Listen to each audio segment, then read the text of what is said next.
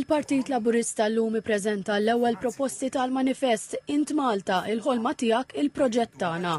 Waqt konferenza indirizzata mill-Prim Ministru Robert Abela fl-MFCC f'Taqali ġew imnedija 6 proposti ewlenin. Il-proposta Kickstart indirizza lil dawk li jidħlu fid-dinja tax-xogħol.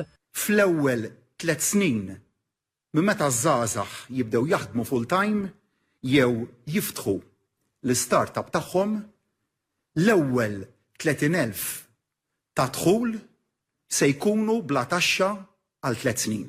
Għalli b'din l-inizjattiva żgħażagħ jistgħu jażlu li jtejbu l-ħiliet flok jaħdmu sija twal, jew jinvestu jew igawdu aktar esperjenzi, inkella jfadlu għall-ewwel dar. Propost oħra propju fuq din it-tema.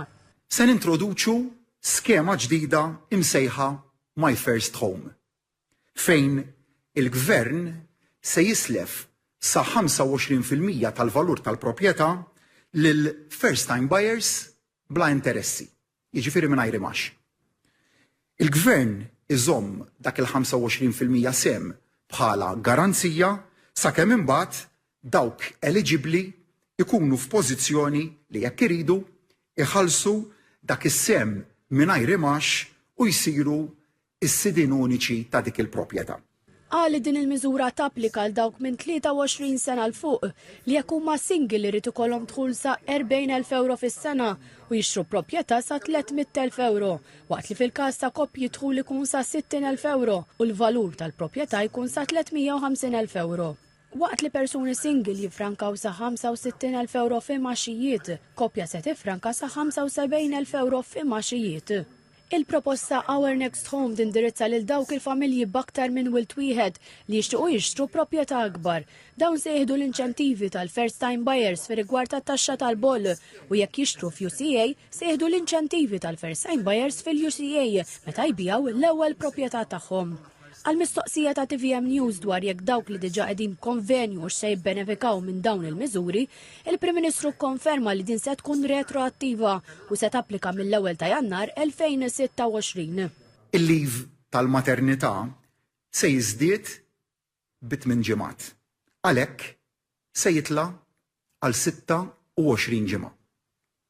Il-leave tal-paternità se jirdoppja minn ġimgħatejn għal xahar.